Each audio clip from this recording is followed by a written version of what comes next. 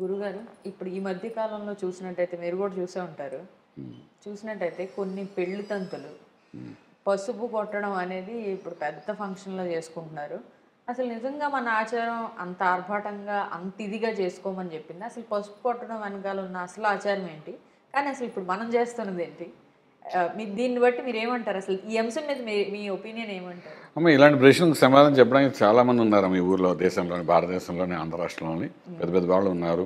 చాగంటి గారు ఉన్నారు, అలాగే మా బ్రహ్మశ్రీ షణ్ముఖ శర్మ గారు ఉన్నారు, అలాగే గరికపాటి గారు ఉన్నారు. వీళ్ళందరూ చక్కగా చెప్తారు వీటన్నిటి గురించి. జ్యోతిషానికి సంబంధించిన ప్రశ్నే కాదు ఇది. బట్ ఏంటి మీరు నన్ను అడుగుతున్నారు కానీ చెప్తున్నారు.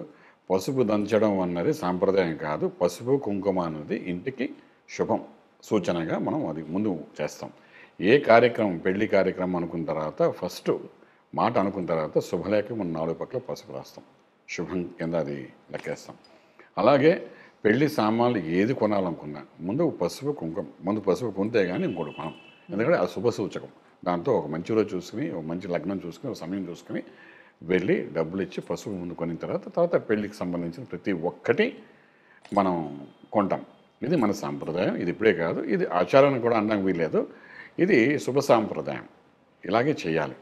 మనం హిందువులై ఉంటే, మన భారతదేశంలో ఉంటే ఖచ్చితంగా మన తెలుగు వాళ్ళు మరీను ఖచ్చితంగా పసుపు కొన్నది ఇంకో వస్తువు కొనరు. మరి మంగళ స్నానాల ఇక మంగళ స్నానం దగ్గరికి వస్తే పసుపు నీళ్లతో మంగళ స్నానం చేయిస్తారు.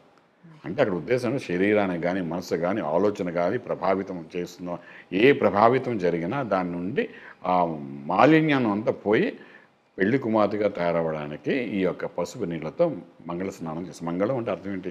శుభమైన మంగళం అంటే దోషం పోయి మంచి జరగాలి శరీరానికి కానీ, మనసు కానీ. ఆ అమ్మాయి చక్కగా మంగళ స్నానాలు చేసి పసుపు నీళ్ళతో, దాంతోపాటు తోట పెళ్లి కూతురని ఇంకా ఇంట్లో చిన్నపిల్లలు ఎవరైనా ఉంటే, నెక్స్ట్ పెళ్ళికి రెడీగా ఉన్న వాళ్ళు ఎవరంటే వాళ్ళని కూడా కూర్చోపెట్టి ఈ నీళ్లు పడడం వల్ల వాళ్ళకి నెక్స్ట్ వివాహం జరుగుతుంది, శుభ ఫలితాలు రావాలని చెప్పి ఈ తోట పెళ్లి కొడుకు అని అంటారు. దిష్టి పోవడానికని అంటారు, అది కాదు.